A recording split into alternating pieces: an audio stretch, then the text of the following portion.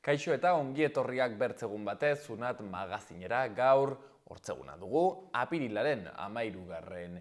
eguna eta gaurkoan ere bi elkarrizketa izanen ditugu hemen platoan. Lehenik eta behin, Jaime Agirrerekin, egonen gara, zuek ere seguraski ezagutuko duzuena, hemen magazinean sarritan egoten bazarete, bera Jaiberri Erremonte Fundazioko zuzendari koordenatzailea da, eta hemen digutxira hasiko dute udaberriko erremonte txapelketa, eta bera kontatuko digu zehazki zertan datzan, zertan ibiliko diren hemen Iruñea eta Nafarroa iparraldeko erremontista profesionalak. Nola izanen den txapelketa hau? Bigarren elkarrizketan berriz historia kontuekin egonen gara hemen magazinean, izan ere gurean egonen da Inigo Larramendi, bera Navarralde, elkarteko zuzendaria da, eta kontatuko digu elkarte honen azkeneko berriak eta azkeneko ikerketa lerroak nondik doazen. Guzti hori baino lehen, hasiko gara, betiko edukiekin. Lehenik eta behin, efemerideak. 1934 garren urteko apirilaren 13 Londresen, Tomas Morok, Utopia liburu ezagunaren idazleak uko egin zion Enrique Zortzigarrena, Elizaren buru zela eta Katalina Aragoikoaren dibortzioa onartzen zituen akta sinatzeari.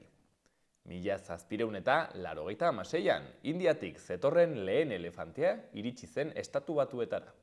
1921ko apirilaren 13an, Espainiako Alderdi Komunista sortu zen.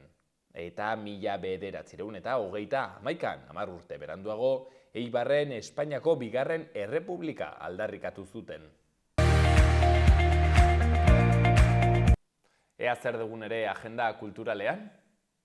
Hortzegunean Iruñako planetarioan goizeko 12etan Amalur astronomiari buruzko pelikularen emanaldia. Gure planetaren historia ezagutzen alduzu, galdetzen dute. Lurrak, berak, bere sorrera eta bilakaera kontatuko digu pelikula honetan, sarrera 6 eurotan. Eta larun batean, heldu da eguna, Pots eta Lotxen ametsa betetzear da.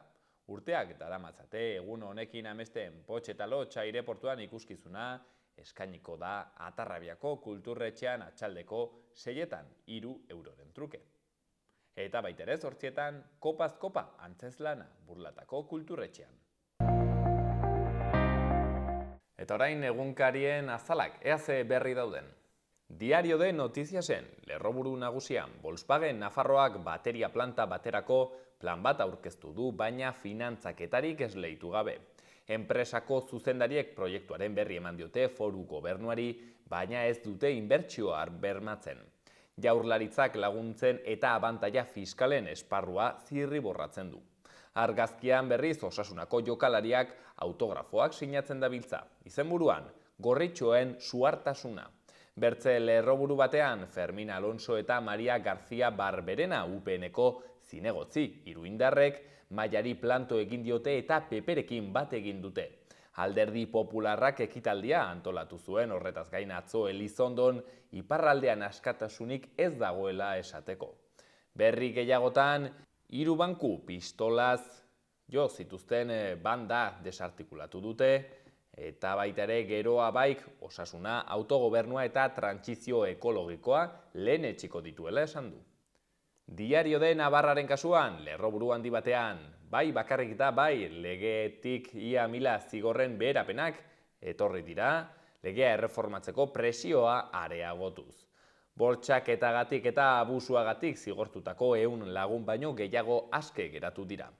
Argazkian berriz Tximi Abila autografoak sinatzen eta izenburuan Osasunak sarrera gehiago bideratzen dizkie bazkidei.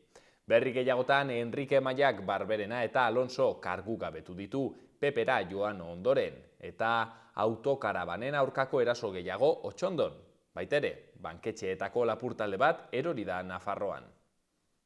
Gara egunkarian, lerroburu handi batean, hipoteka ordaintzea hileko soldataren 130 baino gehiago da. Euriborraren igoera bortitzen ondorioz hipotekaren ordainketa 2016an soldataren 126,7 izatedik 2022an 130,2 jatera igaro da. EAeko etxe bizitzaren behatokiaren txosten baten arabera. Argazkian Joe Biden agerira izenburuan, instituzioen blokeoaren aurka jo du Bidenek Belfasten.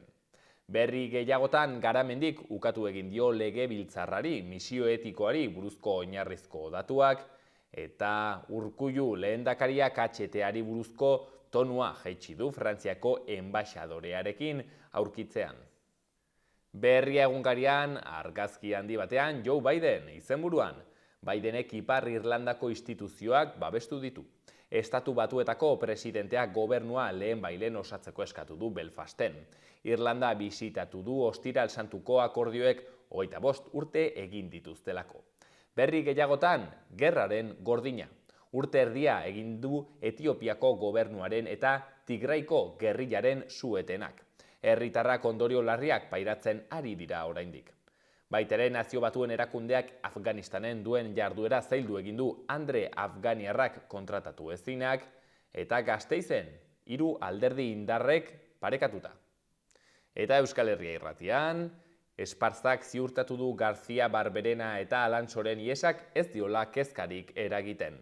Iruñeko udaleko zinegotziek iragarri dute PPren zerrendetan joanen direla 3. eta 5. gisa hiriburuko hauteskundeetarako zerrendan.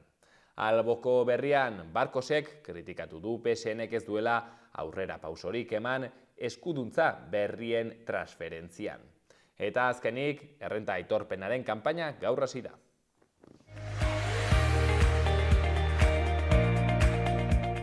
Gaurko eta biharko eguraldia. Gaur giro freskoa eta zaparrada giroa iparraldean. Ipar isurialdean hodei dezente izanen dira eta zaparrada batzuk botako ditu ugariagoak kostaldetik gertu eta ekialdean. Araba eta Nafarroa erdi eta hegoaldean aldiz goizean ostarte ederrak nagusituko dira. Mendebaldeko haizea ibiliko da, eguerditik aitzinera haizeak ipar-mendebaldera eginen du eta indartu eginen da. Kostaldean bolada arras gogorrekin jo dezake orduan. Hortik aitzinera litekeena da barnealderago ere zaparradaren bat edo beste sartzea, baina gauza gutxi izanen da. Temperatura 2 gradu jaitsiko da.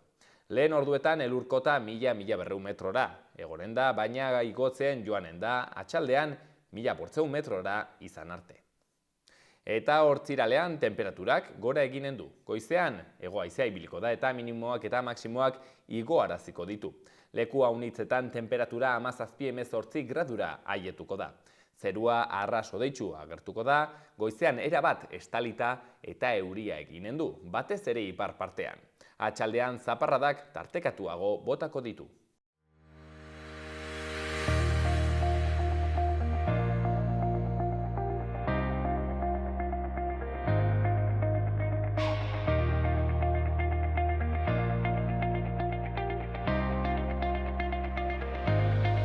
Erremonte profesionaleko udaberriko txapelketa hoixen da atzo aurkeztu zutena, hemen gainera Berriozarren, hemengo badakizue, Traperos de Maus haundi badago, eta horren parean egin zuten txapelketa honen aurkezpena, badakizu hemen behin baino gehiagotan Jaime Agirre izan dugu, hain zuzen ere, Erremonte Fundazioko Jaiberri, Erremonte Fundazioko zuzendari koordinatzailea, eta bera kontatu zigun duela aste pare bat nola plangintza mardul eta oparo bat egin duten urte guztirako, eta haizu, hoien artean, udaberriko txapelketa hori zagoen, oraintxe berean aurkeztu dutena.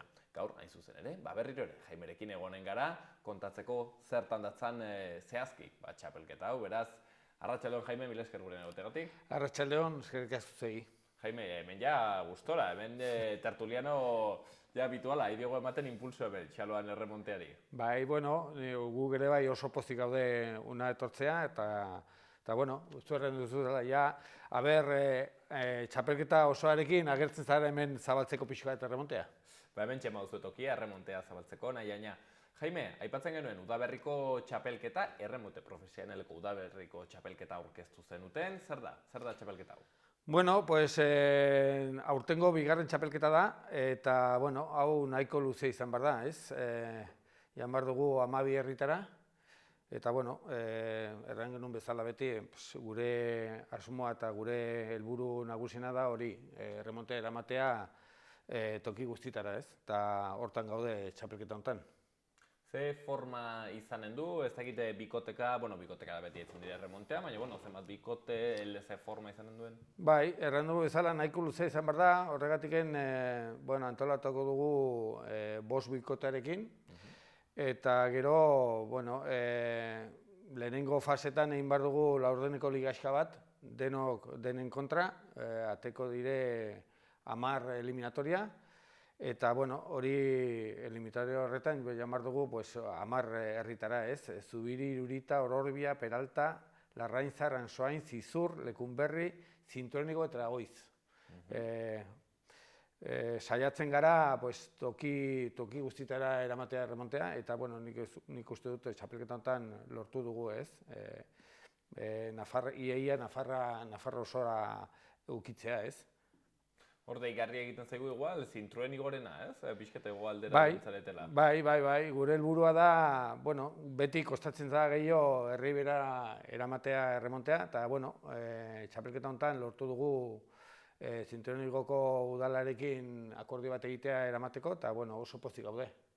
Hortan, Jaime, ibiltzen zarete zuek, pixkat deika aizu, badugu proposamena? Bueno, bai, deika eta, bueno, noiz benka, bueno, hortik aparte bai, guk joaten gara beti frontoi guztitara ikustera, nola diren, egokia diren gure aktibitatea eramateko, eta, bueno, saiatzen gara egotea ere bai, herri bertan, pues, udaleko zinegotzi batekin edo, eta bai, eta gero hortik aparte, pues, zara, telefonoz hitz egiten dugu udala guztiekin, eta, bueno, hori da, gure manera hori jaialdiak izteko.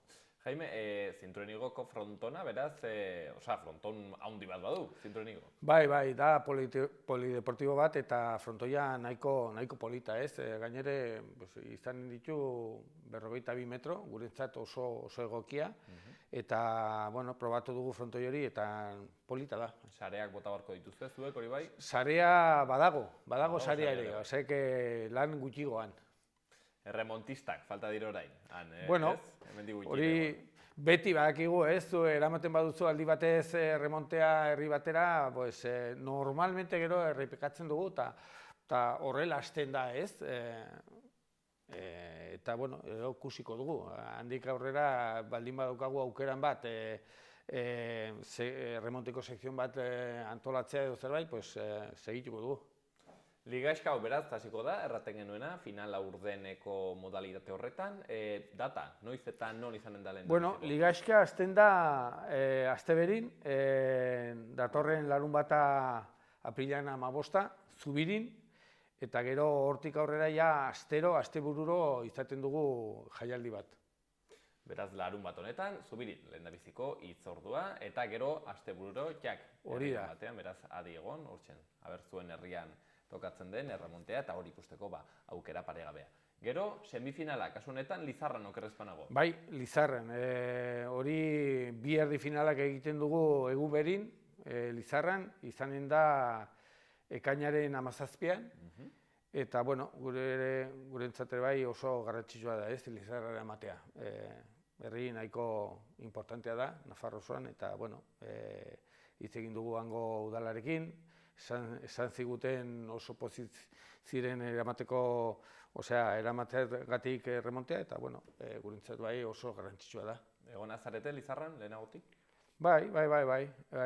Gainere, Lizarrara joan gara 2 aldiz, eta, bueno, kostatzen zaigu jendea mugitzea pixka bat, baina, bueno, nik uste dut aldi honetan denborarekin, mugituko dugu udalarekin, eta pesatzen dugu jende asko joango dela. Hortzen, hemendik ere, gonbitea, Lizarrako ikuslei eta Lizarrako pilota zalei eta ez direnei ere bai joateko, frontonera ikustera erremontea. Eta azkenik finala, Iruñean pentsatzen dut non izanen da? Ez, finala izan behar da hemen, Berriozarren. Berriozarren, hementxe bertan. Atzo egin genuen aurkezpena hemen, eta finalare bai hemen izan behar da, aspaldin gure asmoa genuen unatortzea, Berriozarren, bueno, badago afizion asko pilotan, eta bueno, erabaki dugu finalean hemen antolatzea. Hementxen finala eta honen data? Pues ekainan 24 izanen da finala. Hori bukatu beharko genuen ja ekainan bukaeran, zeren gero ondotik izanen dugu Salsoinako txapelketa, eta bueno, hortan antolatuko dugu. Txapelketa, beraz, ekainaren 24an, hemen Berriozarren, hemen bertan, izanen dugu, final hori ikusteko aukera, eta, bueno, kasu horretan, bi bikote, ez, egonen dire, eta ea, norek. Hala da, bai. Gero, Laurdeneko Ligaskaren lau bikote salkatuko dire herri finaletarako, eta herri finalan, lau bikote horiek jokatuko dute bi partida, eta bi bikote irabazleak finalera. Eta finala, beraz hemen. Nola ikusten dituzu, Jaime? Ezagite egontzaren ikusten erremontista hauek, erremonte gainera Iruñako, entitate horretako parte direnak, ezagite aukera izan duzun ikusteko nola dabiltzan pilotarekin, hortzen, zestarekin, zesta deitzen zaio, ezagite? Bai, zesta, bai. Zestarekin, ongi ikusituzu? Bai, ongi jaten dire, eta, bueno, gero gu beti saiatzen dugu bikoteak nahiko parekatuak antolatu, eta gero bakotxeari ailegatzen zaio momento honen bat txapelketa batean edo bestean, baina nik uste dut bost bikote hauek nahiko parekatuak daude, eta nik espero dut txapelketa hori parekatua eta oso polita. Udaberriko txapelketa hau beraz, ikusteko aukera, paregabea. Jaime, bertze kontu bat, aurkeztu zenuten gainera hau Traperos de Emausen egoitzaren parean, hau pentsatzut arrazoi batengatik izanen dela. Bai, bueno, txapelketa honetan guk fundazio publiko bat bezala saiatzen gara beti helburu bat bulkatu, eta txapelketa honetan egin dugu akordio bat Nafarroko hondakinen konsortzioarekin eta Iruñerriko mankomunitatearekin ingurumeneko mensaje bat eramateko, ez? Bai erreziklajea, konpostajea, eta bai horregatiken atzoko aurkezpenean hemen torri ginen una, Trapero de Mausera, eta, bueno, hori txapelketa osoan mensaje hori eraman behar dugu, ez? Ingurumenaren aldekoa, pentsatzen dut. Hori da. Birziklapenaren aldekoa, eta konpostajearena, ere? Bai. Gainera, konpostajearena kontu eski interesgarria da, zeren badugu ohitura, ez? Eramateko, gainera, zaborrean peso gehien duen kontua da, eta beti botatzeko kanpora, baina, bueno, hori baserritar batik galdetzen baduzu, hori bakigu altxor bat dela, ez? Konpostaje hori lurrarentzat ikaragarrizkoa da.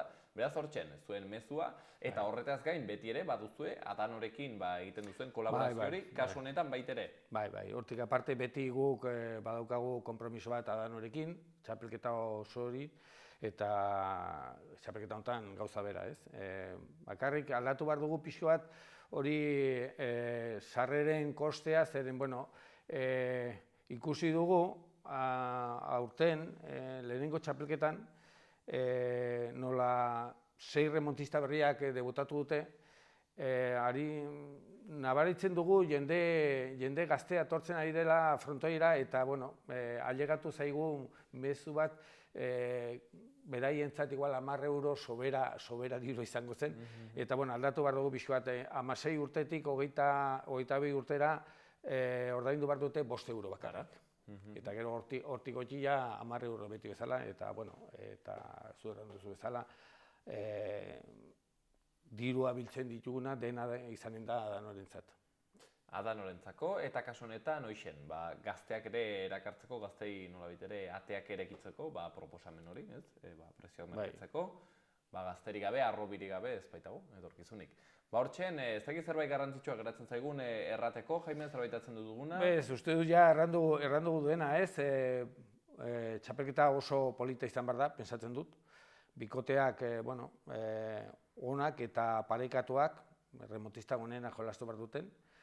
Gero, herri askotara joaten gara, eta gero, bueno, oraintxe hortan errandu bezala, badaukagu gero bi perfila sozial hori Adanorekin kolaboratu, eta hortik aparte ere bai, hori ingurumeniko hori bultza hori saiatu behar dugu ematea, orduan, pensatu dugu, jendea ia etorriko diren frontoiera, eta, bueno, eta disfrutatzen dute asko txapelketa honetan. Por cierto, telebistatik ere ikusten alko dela, finala behintzat, uste dut, bai, bueno, ez, txapelketa honetan izan behar ditugu 3 transmisioak. Lehenengoa izanen da Ororbian, datorren aparilan 23, Gero izanen dugu beste transmisio soainen, maiatzan 13 eta gero finala hemen, Berriozarreko finalean bai transmititu behar duten zuzenean.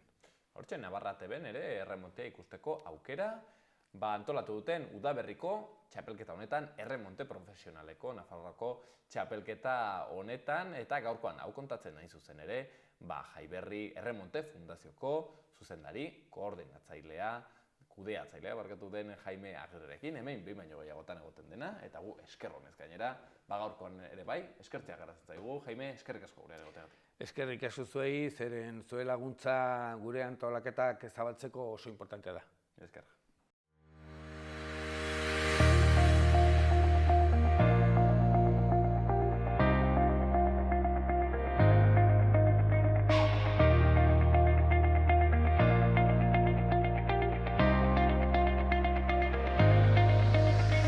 Ikus ditzagun orain, Iruña herriko udaletako albisteak.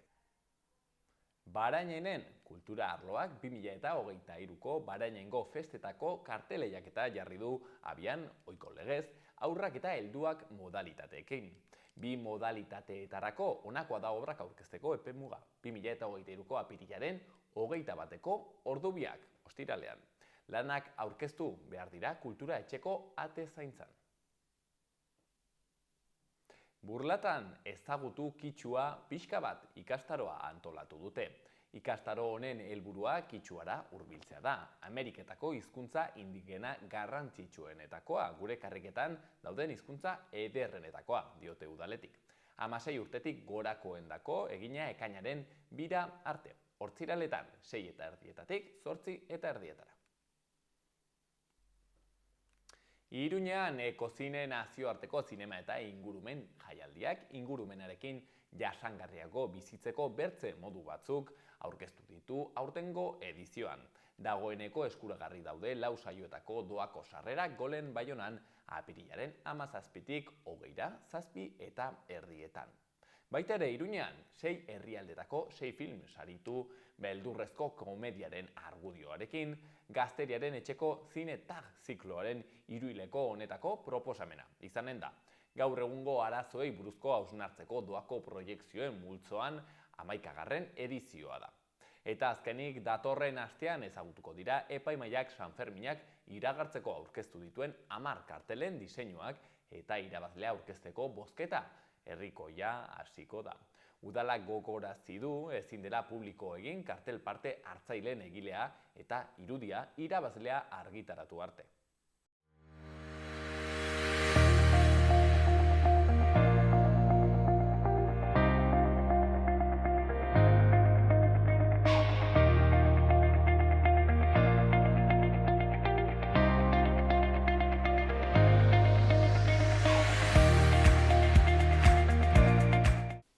Lehen aipatzen genuen moduan, gaurkoan tokatzen zaigu historiako kontuekin berriro ere hemen egotea platoan, eta horretarako nola ez Navarraldeko gure lagunekin egonen gara. Badekizu gainera kolaboratzaile berria dugula orain, izan ere zuzendari berria du Navarraldek, eta gaurkoan gurean hementzen dugu Iñigo Larramendi. Arratsaldeon Iñigo. Arratsaldeon. Mila esker gurean egoteagatik. Mila esker zuei gonbidatzeagatik, noski. Zer moduz doa zuzendaritza lan berri hau? Bueno, pizkanaka, ikasten, oraingoz ikasten, lehenengo urtea izango da hori, ikasi eta gero datorrela, oraingoz ikasten, ezin dut besterik. Baina, bueno, gustora, ongi, nik uste gauza berri bat hasten duzun bakoitzean,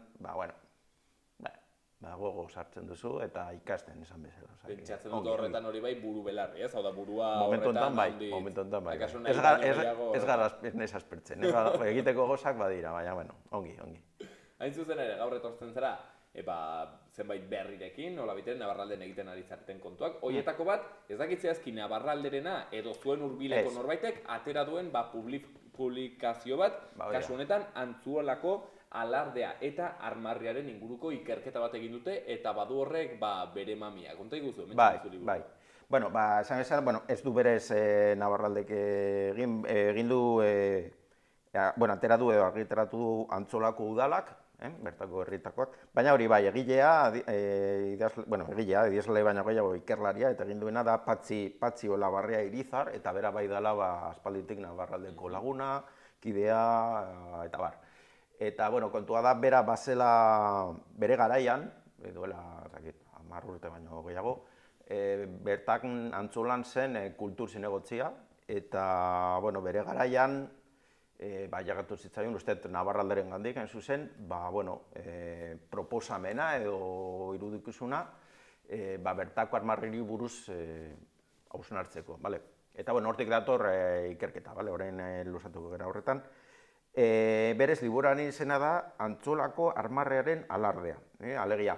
Da, ikerketa bat, lehenik eta Antzola, Gipuzkoan dagoen herria da, Bergara ondoan, izan ere berak azaltzen du nola bere jatorrian Bergara ezen gaurko herria, Bergara zen eskualde edo Baiara osoa, eta gaurko Bergara zen Villanueva edo halako zerbait, eta gehiago denborarekin, hortik beste Elgeta edo Antzola bera jaio ziren, eta jatorrizko hiribildua jabetu zen Bergara izenaz.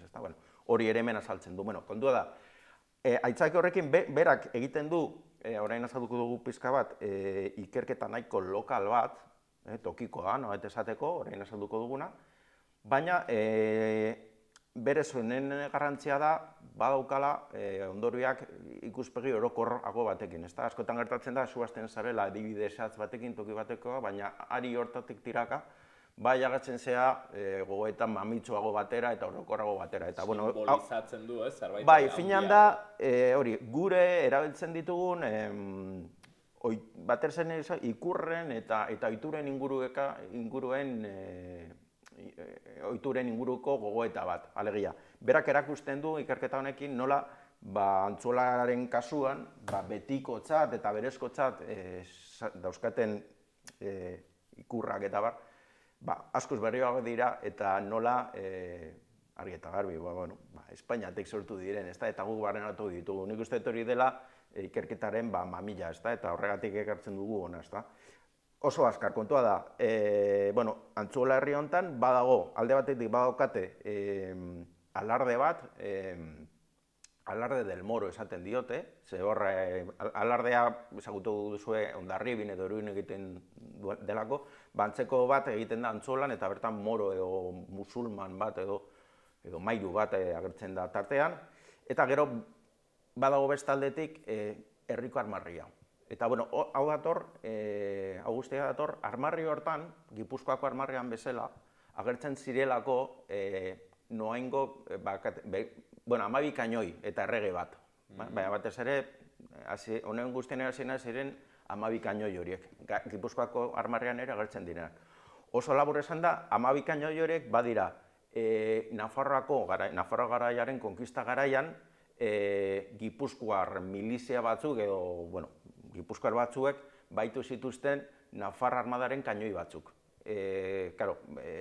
Astunak ziren, erretirada edo atzera kada momentu baten ziren, kanoi horiek astunak ziren, eta Belate mendatean, Ultzama eta Bastan arteko mendatean, atzetik zijoazten kanoi horiek astunak zirelako, eta hori Gipuzkoar batzuk hartu zituzten eta eraman, eta gero horren inguruan, hain justu handik urtebetera, Gaztelako erreginak onartu zuen, agindu zuen hobesan da, Gipuzkoako armarrian kanoi horiek zertatzea. Aipatu dugu norenak ziren kanoi hauek? Hauek ziren Nafar armadarena, uste dut Frantziar armadak germandakoa, baina ziren Nafar armadaren kanoiak. Eta Gaztelaren alde borrokan ziren Gipuzkoar batzuk hartu omen zituzten. Hortik dator, gertakizuna berez ez zeukan aparteko garrantzirik, guda ekintza bat zen, beste bat bezala, baina horren inguruan gero Gipuzkoan, baina Gaztelako erregeak, Juana Laloka esaten diotena, aginduta, sortu zen kontakizun bat eta armarrian txertatu zena, ezta? Zer urtetaz ari gara, gutxi gara? 1513. Gertakizuna da 1512 gertatu zen, eta hurrengo urtean Gaztelako erregeak esaten du, zarzazue Gipuzkoako armarrian justu momentu honetan sortzen ari zelako kanoi hauek. Dibide tinpera, ezta? Bai. Erabat propaganda, ez? Ekintza bat, hau da, erabat marketingianoa, erran dut, ez hori, zuken razuna, dibide tinpera, zatitu, eta izu, kanoi batzuk ez zirena bertze munduko ezer, armarrian, txertatu ez, Noski, nolabait diferentzia kontua ez da hori. berez gertakizuna, baina baizik eta aitzaki horretan oinarrituta nola sortzen da kontakizun bat, eta nola sartzen da Gipuzkoar, garai hartan Gipuzkoarrak bereizteko sortzen dut ikur baten. Horregatik hain da garrantzitsua, gure ikurrein inguruan gogoeta bet egitea, uhartzeko nola egin diren, zer sartu nahi diguten gure barrenean horren bitartez, hau adibide bat baino ez da, baina halako pila bat dauzkagu. Nik uste dut hori dela irakuntzan, honen guztiaren irakaskuntza nagusiak.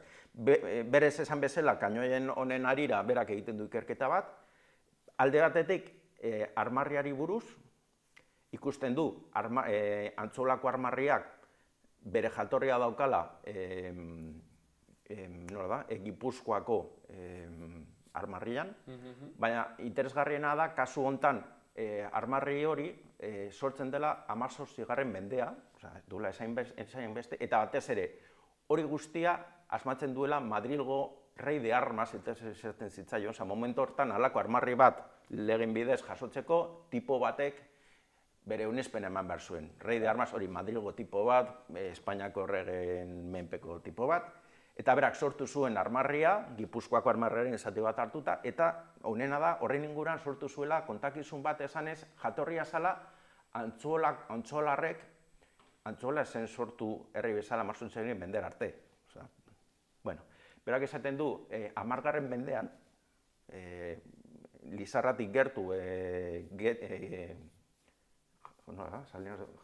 Jatzun, uste dut dela, Salinas de Oro edo, hor, balde junkera bat egon zela, musulmanen aurka ez dakiz zer, Nafarroako erregeak eta musulmanen aurka, eta nola Antzolarrek 10. mendean joan ziren Nafarro erregaren defentsan eta ez dakiz zer. Hainbat urtez hori ontzat jo dala, eta da, kriston kontakizun bat, Madrilgo rei de armas edo armarri errege, ez dakit nola esango den, tipo batek asmatutakoa, eta jende gehiena hori irentze zuen, ezta? Eta handik etortzen omen dela kanoien historia edo hori da? Bero hortik datorrena da beti gero alardea. Kontua da, uste izaten zen aldere bezala, alegia, armarria oinartuta zegoela alardean, eta alardea zetorrela 10. mendeko garai hartatik, baina gezurrutza da aldrebez. Alegia, Madrilgo rei de armas horrek asmatzen du armarria, hor zertatzen ditu 12 kanoiak, eta asmatzen du kriston kontakizun bat, eta gero, hortein inguruan alarde hori sortzen da, alarde hori berez jatorrian da zer ikusirik foruen deusez indargabetzearekin. Hori gaurko EAen Euskadin gertatzen da 19. mende amaieran, eta kontua da horrei nolabait esateko, horri aurre egiteko modu simboliko baten, ordura arte Euskaldunok ez genuen mili delakoara mili egitera joan beharrik, ziren milizia foralak esaten zitzaionak, hiri bertan bera geratu zen sistema berriarekin, baina aldarrikapen moduran egin zutena zen jai hauek antolatu, adierazteko, milizia foralago erazteko, eta baina ez dago 10. mendeko zer, eta ez da. Alarde ezberdinak edo Irunekoak eta aparteko bertsoak? Baikutzak dauka bere kontakizun atzean, baina finan haiek guztiak badira esan dizudana. Haiek dira, foruen deusestatze edo indargabetu garai hartan, horri kritika egiteko modu bat. Finan dira milizia foralak. Foruak indarrean zein bitartean egiten zein milizia foral horiek errepikatu. Eta gero toki bakoitzean asmatu dute kontakizun bat, Antzolan asmatu duten 10. mendeko ipuin hori, Irunen lotzen dute San Marcialeko guduan, Nafarren aurkako, Nafarrak eta Frantziarrak, baina ziren Nafarrak beren defentsan 1522an egin zuten bataila, eta Hondarribin 17. mendeko beste kontu bat, baina horiek ez dira garrantzitsuak. Finan dira hori milizia foralak, eta hori jakin behar da, ez da. Horrek ere eramaten du hori Gipuzkoako armarrari buruzko gogoetaraz, esan bezala, hortik zetorren Antzolako armarria, eta kontua da, ja bere garaian, batez ere 20. mende hasieran, 30. hamarkadan, Jose Antonio Agirre lehendakari izan zena, claro, berak bazekien gure historiaz desente eta berak ja edatzi zuen eta proposan gogoeta egin zuen nola horrek isladatzen zuen anaien arteko borroka, nola gure arteko, gure kontrako ikurra zela, eta ja bere garaian onartu zuten garai hartako erakundek Gipuzkoako armarritik hori kentzea. Gero, eta kendu zuten, eta utzi zituzten bakarrik ezagutzen ditugu 3 zuhaitz horiek, aginak dira, 3 agin, itsasoaren gainean. Gero, Franco, bakizu zer gertatu zen Francorekin, berriro ere ezarri zituen kainoiak, eta gero, Gipuzkoako batzar nagusiak 77an edo, Franco hil ondoren berriro ere ezarri zirenean, ustez bere lehenengo erabakia, eta hau batez, izan zela, Jose Antonio Agirrek emandako iritzi horri berriro ere heltzea, orduan garko Gipuzkoako armarria, hori dira bakarrik 3 aginak, kainoi horiek kenduta, ezta? Baina, ongi dago jakitea, eta, hori da batez ere adibide bat, baina finean ikasgaia da hain zuzen hori, ezta? Kontuz betikotzat jotzen ditugu bai ohiturekin eta ikurrekin, ikertu ditzagun, jakin dezagun nondik gatozen, eta gero guk erabakiko dugu segin nahi dugu haiekin. Eutzi, moldatu, antzola moldatu dituzten bat gauza, moroa, mairua delakoa hor jaretzen du parte hartzen, baina beste erabaten. Hasieran makurtu egiten zen, ez daki zer, gaur nahiko arrazista izango zena, gaur beste erabatera moldatu dute, nolabait esateko, ezberdinen arteko nahitasun kutsu batekin, ez daki zer. Esan nahi dut, bai ikurrak eta ohiturak moldakorrak dira, aldatzen dira denboran, gakoa da noren alde aldatzen dira. Eta hor bai gure, nik uste, eta hori da ikasgai nagusia, gure egin beharra herri bezala da hori jakitea, ikertzea, eta hori, moldatu gu erdian jarrita. Gure ikuspuntutik idatzi behar ditugu bai gure ikurrak eta bai gure ohiturak. Nik uste hori dela adibidez atzonen ikasgai orokorra, ze hori nik uste gure herri guztietan egin daitekeela. Inigo, galdera bat, antzuolarrek badakite beren kainoiak etortzen direla, Gipuzkoako kainoi horietatik eta beraz simbolizatzen duela, behintzat ikuspuntu batetik, Euskaldunon arteko bereizketa hori, eta hori jakitun da antzuola? Gaur bai. Zorionez, lako ikerketek, hori agerian, kendu dituzte, ja. Kendu dituzte? Hori da. Ikerketa honen ondorioz, emandako urratsak emanda, herriko armarritik hori ere kendu dute. Berriki? Duela urte batzuk ez dugu horatzen, agian duela 6 urte, algo zerbait. Horren adibide bat, ez da, nola ikerketa bat, egon bada, gero gogoeta bat, eta herriak erabaki du, hau ez dugu gure ikurretan, ez dugu hau ikusi nahi, ez da. Hau da adibide bat, baina, beste kasu askotan ere egin liteke. Badago beste herri bat, Lizartza uste dut dela, antzeko kainoioek bazituztela, uste dut ere kendu dituztela, eta beste adibide batzuk badaude. Baina, adibide interesgarria da horren ingura, ez da? Ohiturak, askotan jora daukago ohiturak edo ikurrak, hori, hau betik danikala izan da, eta ikusten duzu ezetz, ez da? Nola aldatu izan dira denboran, eta aldatu daitezke, baina garrantzitsuena da, hori, gure ikuspuntutik aldarazte, hori da gakoa. Nola da esaldia, la historia la hace el fuerte y la escribe el contrabandista, ez? Zerraten da... Bai, alako zerbait, kasu honetan hori da, ez da? Kasu honetan ohitura eta ikur horiek, garaiek idatzi izan zuten, baina, gure egin beharra da pizkat horren kontra egitea, ez da? Guk idatzi gure nortasuna finan hori da atzen dagoen, ez da? Nor gara, nortasuna hor da, edo beste norbaitek idazten du, eta edo guk ordaintzen, edo guk osatzen dugu hori, ez da? Kasu honetan gaina deigarria da, zeren zegoen erabat asimilatua, ez? Ikur eta ohitura propio batzuk bezala, eta inkluso egiten altziren... eta arrotasunez, hau gurea da, eta baina, hori da, bai.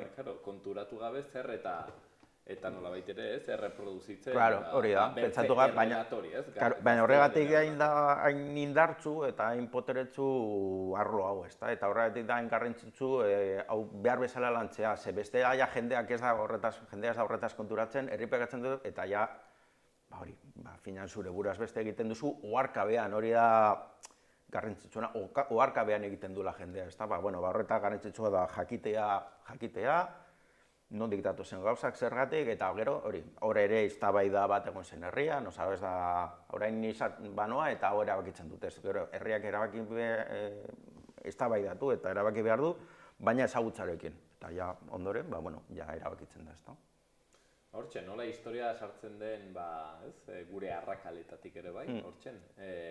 Eta nola aldatzen duen, pentsatzen genuena historia zela, kaso errelato bat zen, eta horretarako behar direz, ikerketa, nik uste dut, zorrotz horiek, zeren nik bai pentsatzen dut, historia ez dela dena relatoa, baizik eta hor daude egitateak, baina behar dire, horre begiratu gauzak, ikerketa zorrotzak, eta derrepente konturatzen zara, zurea uste zenuen ohitura hori zer eta Madrileko tipo batek idatzia. Hori da, eta tontakeri bat hauztu zaidan aia maitzeko, Hor, armarri hortan, alarde hortan, hor badago musika bat jotzen hori dena, berezko txat jotzen hori dena, hori da, edo izan liteke Espainiako erreserki bat. Baite. Osa, oharkabean, hori ikertuta, gaurko Espainiako ereserkia da martxa granadera, martxa militar bat, eta bere garaian militarrek beren, ez dakit, desfiletan eta jotzen zituzten batez ere bizpahiru abesti. Haietako bat bazen martxa granadera, gero Espainiako ereserkia edo himnoa bilakatu dela, baina dago beste martxa bat, ez dut izena gogoratzen, eta hortik dator alarde, zetorren jaldatu dute, baina hortik zetorren alardearen abesti hori, hori, ostean, zure jaia, zurea da, Espainiako ereserkia zera, zu herri superabertzal ez dakiz zer, Espainiako ereserkia daukazu zure jaietan, pentsatu duzu? Ostia, hori jendarentzat kiston astindua da, ez da? Claro, batez ere, adin bat dutenentzat, txikitatik, kantatu dutenak, dantzatu dutenak, haien propio, daudela nola baitera, haien sentimendu sustraituenetan, sartuak guzi hauek, ostra izango da, kolpe, nahiko... Bai, hombre, horregatik garrantzitsua da, ja behin ezagutza eta datu horiek finkatuta, herrian solasaldirako, eztabaidarako, denbora lasai bat ustea, ze finan herriak berak erabaki behar du egin behar duen, ezta? Eta ez dakit nolakoa izan zen herrian solasaldi hori, baina superatzen dut ere egongo dira nolabaiteko erresistentzia batzuk, eta normala da, baina, nik uste denboraz gauzak ongi sustatuz gero, kasu zehatzu honetan, hain agirizkoa dira, baina superatzen dut, etzengo dira erresistentzia, gure oroimena, askotan epetzen dugu oroimena, kontzeptua edo memoria, ez da. Baina normalean gure oroimena nahiko laburra izaten da. Gure bizitzetik aurrekoa ja da betikoa.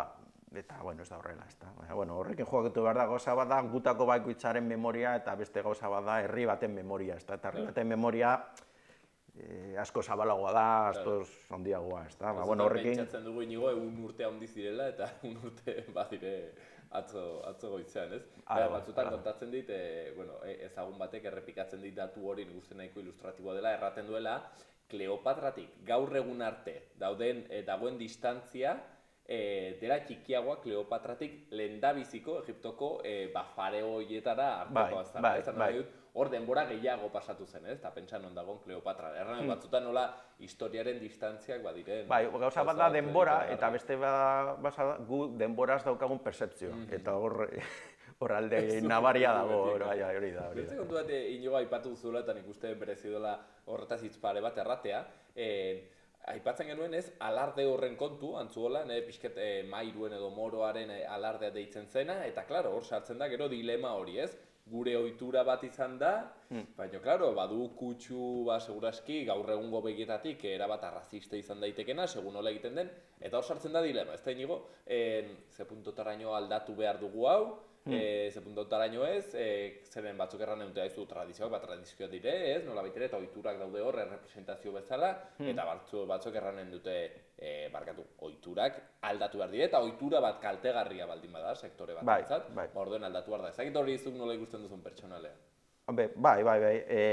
Nik pertsonalean argi ikusten dut. Gauza bat da tradizionalismoa eta beste bat konservadurismoa. Bi gauza ezberdin dira. Nik uste tradizioa berez dinamikoa izan behar duela. Ez da esan daiteke, tradizioa aldatzen ez baldin bada, kontua da desagertzen dela. Nik uste definizioz ohitura bat izan behar duela dinamiko moldakorra, berez dijoa. Beste kontua da konservadurismoa, hori da, gauzak ez dute aldatu behar. Hori ez da tradizioa zaintzea, hori da beste kontu bat. Nik bere definizioan, eta nik argi daukat, herri bezala, horien arte gure goraberekin bizirik iritzi baldin bagera, izan da, hain zuzen ere, hori jakin izan dugula, orain arte, abere medika aurrera, baina hori da aurreran daukagun erronka, ezta? Jakin izan dutelako gure arbasoek, hori, aldatzen, gauza hauek guztiak pizka bat ikertzen baldin baditugu, edo argazkiak ikusten baldin baditugu aspaldikoak eta denak aldatu izan direla, tradizioaren ezinbesteko ezaugarria da aldatzeko ez bakarrik aukera, baizik eta behar hori. Kontua da, aldaketa hori egin behar dela, esateko aurrekoaren bilakaera bezala. Beste muturreko joera bat badago, eta aspaldietan ikusten nahiko errotuta dagoena gurean da, pizkat beste muturrera pasatzea, alegia. Atzetik edo lehen alditik datorkigun dena guztia baztertu behar dugu, dena hemen azola duena da etorkizuna. Ados, baina etorkizuna eraiki behar duzu oinarri batzuetatik, eta oinarri horiek badatozkizu iraganetik. Beraz, iragana norbait esateko modu dogmatikoan ikusi gabe edo, baina hori ondo ezagutu behar duzu gero etorkizuna behar bezala eraikitzeko. Ze bestela, gertatuko dana da, ezinbestean beste batek eraikiko dizula zure ordez. Eta hori da gurean askotan gertatzen ari dena gaur. Horregatik da garrantzitsua halako gogoetak egitea. Ez delako ohitura politen inguruko gogoeta bat, edo lehenaldia edo iragana koratzea, ez da, hori, jakitea ze oinarrien gainean eraki behar dugu gure etorkizuna. Horregatik da garrantzitsua nik uste ohituraren edo tradizioaren ikuspegi dinamiko hori oso argi edukitzea. Tradizioak ezinbestean aldatu behar dira. Garrantzitsua da hori, nork gidatzen du aldaketa edo moldaketa prozesu hori. Eta horregatik da garrantzitsua herriak, jendeak, hau guztia ezagutzea. Ze bestela, beste batzuek denbora historian egin izan duten bezala gure ordez idatziko digute, ezta. Hortxe, Inigoren hausnarketa, konservadurismoa eta tradizioa berrizi beharko liratekeela eta nola tradizio ere zerbait dinamikoa den, bertzenaz, gainera bertze batzuek idatziko dutela eta berri egingo dutela tradiziori. Kontu gehiago Navarralden egiten ari zaretenak, aipatu dugun, ikerketa hau, ez hain zuzenen Navarralde, baina bertako bakide batek egindakoa, aipatu dugula, Antzulako liburuxka hori, eskuragai pentsatzen dut hortzen, Antzulan bertan, eta erosteko erraten zen. Oraingoz esan diatenez, bakarrik lortu daiteke Antzulan bertan, udalean, kulturetzean, eta bertako liburu denda baten, ez du goratzen, baina, momentuz liburuan bertan, baina, norbaitek bertatik pasatzen baldin bada, eta bestela, norbaitek nahi izango balau, nik uste, Navarralderi meia bidalita edo, gu jarriko ginateke harremanetan patzirekin, eta haren bitartez loduko genituzke ale batzuk. Hortzen, Antzuolako liburuxka hori, ikerketa hori, armarria eta alardearen inguruan, aipatzen genuena. Eta kontu gehiagotan ere, bazabiltzate Navarralden, badituzu aurre ikuspen batzuk hortik, aipatuko dugu baten bat, horietako bat, ikusentzun bat, hain zuzen ere, aipatu dugun Gipuzkoako armarriaren inguruan. Hori da, pizkat gai honekin lotuta, ez ditute zetasun asko emango, astapenetan gaude eta auskalo gero zertan geratuko den, baina hortan gabiltzala hori, hain zuzen, orain lehenago aipatu dizuedan, pizkat Gipuzkoako armarrearen bilakaerari buruzko ikusunetzuko lagu bat, jendeak jakin dezan nola aldatu den armarri hori eta zergatik, hori garrantzitsuena. Hor paralelismo bat dago aldaketa horien artean eta Gipuzkoak bizi izan dituen gertakizunen artean. Hori da lehenengo asmoa eta hori ikusentzunezko bat izango da, Gipuzkoako armarrari buruz. Kontu gehiago ditugu, hemendik. Urrian, Iruñan, ondareari buruzko... Hori ere, astapenetan daukagu, hori da. Azkeneko, 8 edo 9 urteetan, urtero egin izan da iraila eta urria bitartean, jardunaldi bat, ondarearekin, Nafarroako ondarearekin lotuta, egin dira Alde Zaharrari buruzkoak, joan den urtean bidei buruz ondarea eta bideak. Bai, solasean Angelekin eta hori, oso interesgarria, eta horrek ematen du, zirenik horrekin lotutako gauza gehiago egongo dira, baina, Eta, kontua da dinamika horren barruan, aurten nahi dugu landu printzipioz, suposatzen dut holan geratuko dela azkenean, merkataritza. Nola, merkataritzak ere, bere biziko garrantzia dauka, eguneroko bizitza antolatzeko, gure hiri, Nafarroa garaian oso agerizkoa, nola, hirien, ez jatorria bizik, baina bai furu ematea, askotan lotzen da hiri sorkuntza eta foru ematea ez da gauza bera. Baina, Nafarroa garaian agerizkoa da foru gehienen antzean besteak beste merkataritzaren kontua bere biziko garrantzia daukala. Agerizkoa da gaur ere nola aldatzen ari garen, sale eta batek ere erosteko moduak, merkataritza elektronikoa, hori, saltoki txikiak, supermerkatu handiak, gai oso zabala da eta garrantzitsua eta interesgarria eta gure asmoa da printzipioz urriaren hasieran edo, hori zehaztuko denbora, urriaren hasieranik egingo genuke jardunaldi hori. Eta gero ja amaitzeko eta oraingoz amaitzeko batez ere jendea bere agendan gorde dezala, hori da, agendan apuntagu. Abuztuaren 2. 15 eta iraila hasieran, hori zehazteke dago oraindik, baina badaude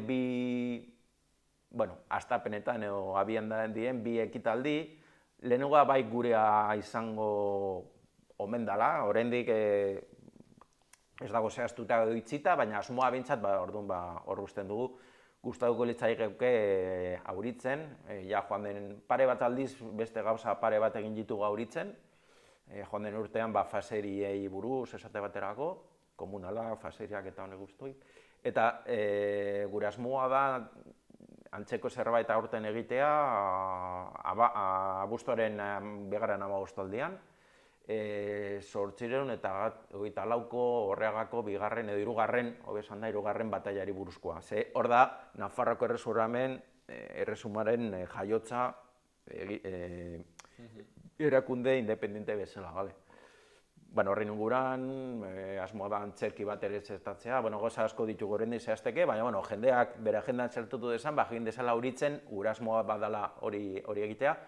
Hor ere, lan egingo genuke Donapaleuko Zabalek elkarteko lagunekin batera, eta Zabalek elkarteko lagun hauek ere, haiek egingo dutena, baina bi eketeletan elkarlanean arituko gara bi elkarteek. Ez dakite oraindik abuztuan edo agian iraila hasieran egingo dute beste ospakizun sorta bat edo ekitaldi berezi bat lotuta Amaiurko joan den urtean gogoratu genuen Amaiurko bataila izan zela, eta bataila horretatik urtebetera, abuztuan, 1523ko abuztuan, Enrique Bigarrenak, Nafarroako erregeak, Nafarroako foruak egin zituen, bertan Donapaleun eratu ziren estatu generalak edo gorten ordezko erakunde horren aurrean. Horren inguruan haiek egin nahi dute ekitaldi sorta bat, hori gogorazteko, ari dira ni badakit Albaradoten laguntzaz ari direla agiri hori lantzen eta bar.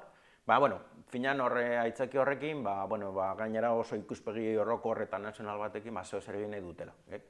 Hor utziko dugu oraingoz, baina batez ere jendea jakin dezala, hori abuztu amaieran, iraila hasieran edo, ekitaldi sorta interesgarri bat, egongo dela bai auritzen eta Donapalun ere, eta aintzat hartzeko.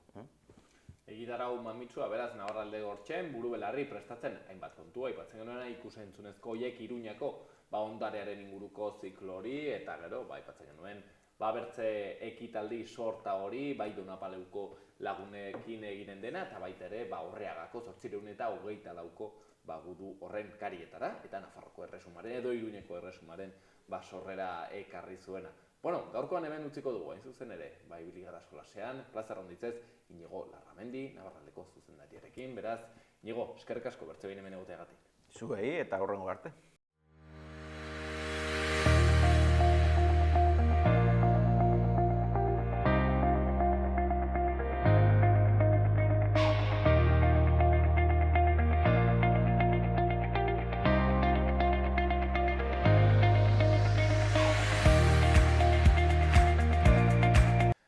mil esker handitz, gaurkoan ere bai pantailen bertze aldean egoteagatik gu gaurkoz hementxen utziko dugu eta bihar hortzirala hemen egonen gara eta gero asteburua pasatzera.